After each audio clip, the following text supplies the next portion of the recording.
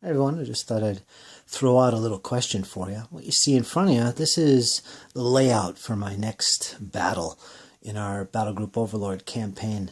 Now, it's a 5-battle campaign, and this battle will be number 4. It's a pretty important battle. I lost the previous 2. I won the first. But if he wins this game, if the Americans win this battle, I will lose the campaign. If you win 3 in a row, you lose automatically. So this is a particularly important battle. Now, because I was the loser in the previous battle, I was able to choose whether it was going to be a meeting engagement or a attack-defense type scenario. I chose attack-defense, which made me the defender in that scenario. So we ended up with hold the line. That's the scenario. And I am the defender. And I laid out the table, got it as balanced as I could, and I get to choose the deployment zones, basically. I got to choose one of the 4 edges that will be mine, and the opponent, the Americans, will automatically get the opposite. So my question for you guys is, which edge do you think I should take for my deployment zone? It's a pretty dense terrain table. All the woods are soft cover and count as difficult ground.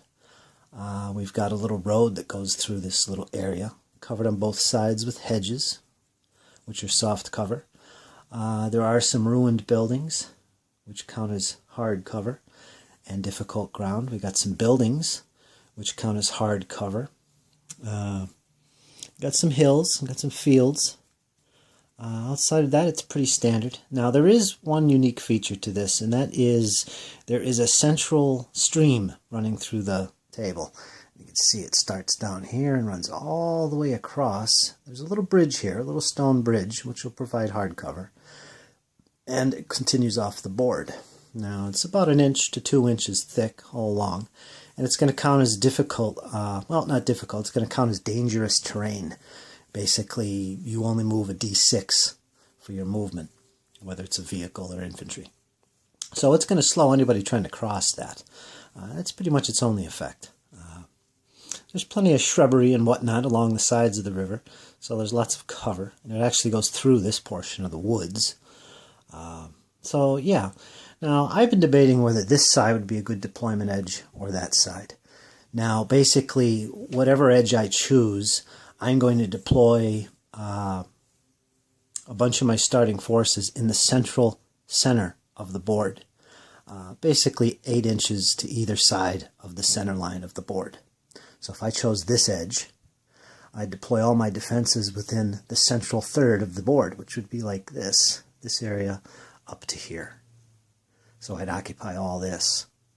And this would be my table edge where my reinforcements would arrive, which is nice because I got this nice road and this open space here, and access to the high ground.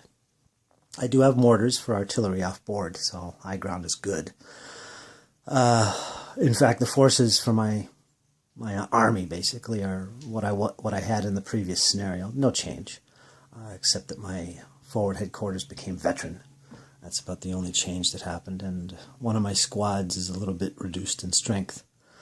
But anyway, I'll be deploying, I think it's D3. I think it's D3. I think it's 3 units plus any defenses I've bought. I didn't buy any defenses. Things like trenches and landmines. I didn't buy any. So it's pretty much just units that are going to be deployed in the center area of the table. So I don't know what they'll be. D3 of them can start off an ambush, and D3 of them will also start off pinned. So, risky business. But an important consideration also is the layout of the objective markers. Now there's 3 in this battle, and as the defender, I place 2 in the central portion of the board with my initial defenses, so I'll be able to protect them pretty quick. So 2 of them will be placed anywhere in this area, that is if I was deploying on this side. And a 3rd one can be placed anywhere on the board, and I'd probably place it deep in close to my edge to better protect it. Yeah, so what I've come up with is, okay, I'm either going to deploy on that edge up here or this one. I don't like these 2 as my deployment edge because I really want to take advantage of the buildings and the hard cover.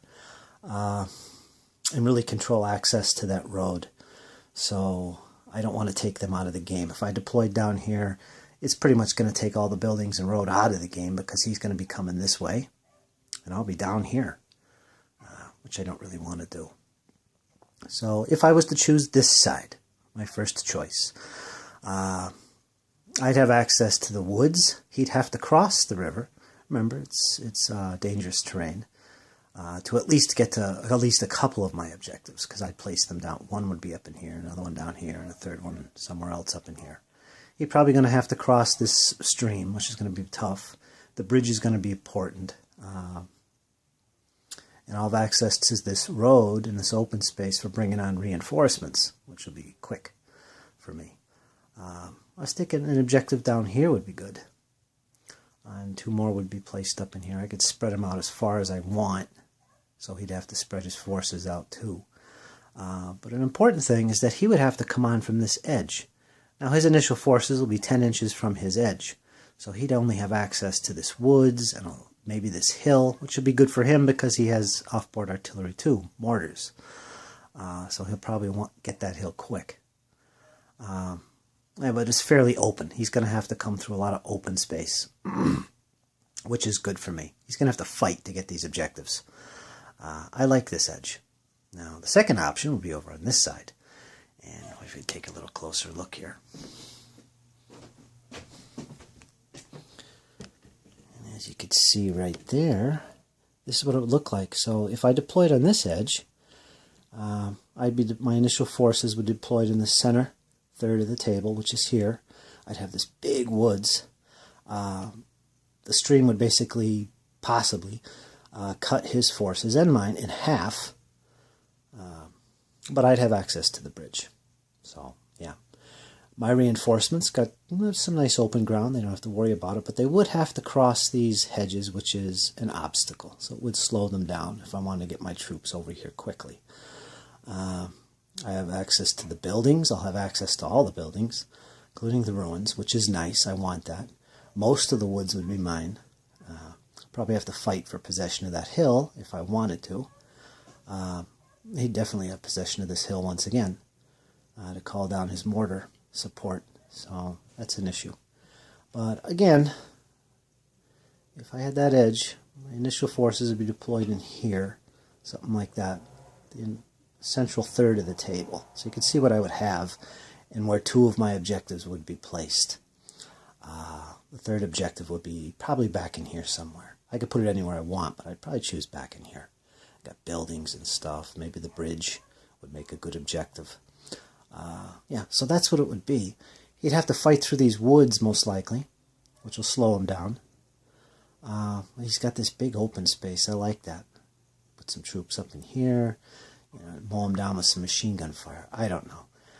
He does have Shermans, 3 of them. I could see them coming up in this area.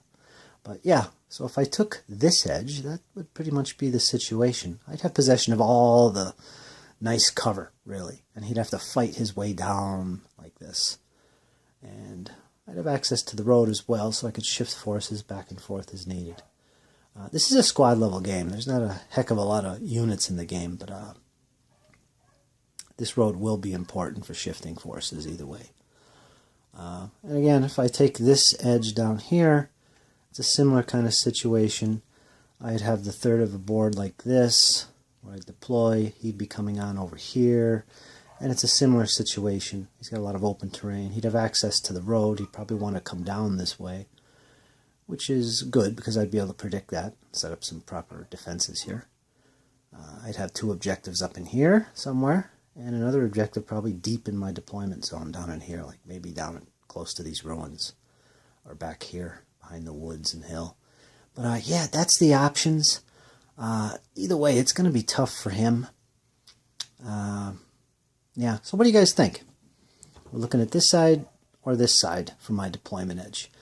Now, I got 2 tanks. I got a Panzer IV, Stug. I got 2 squads of infantry. One is elite. They're Panzer Grenadiers. And I got a recon foot patrol. And I got some offboard 80mm mortars. And of course my forward headquarters and half track. He's got, I believe, a platoon of 3 Shermans. One's a 76. He's got a Jeep Recon. He's got 2 M20s, which are Recon. He's got an armored infantry squad with 30 cal, which are all elite except the 30 cal in the transport, which is an M3 half-track. And he has 81 millimeter offboard artillery. I believe that's all his forces. Yeah, that's about it. So, okay, give me some ideas and some feedback. Tell me what you think. And I hope you enjoy the look of the table. I tried to make it dense because I am the defender. I want to make it as hard as possible. Again, if I lose this battle, I lose the campaign. He's actually kicking my ass in the campaign for victory points-wise. I think I only have like 7 points, and he's got like 20, something like that. Yeah, so it's not looking good. So I have to win this battle. Okay, folks. I'll probably video this battle too. Show you which edge I deployed on and run down a battle report. It's going to be bloody. Okay, folks, tell me what you think. Thank you very much.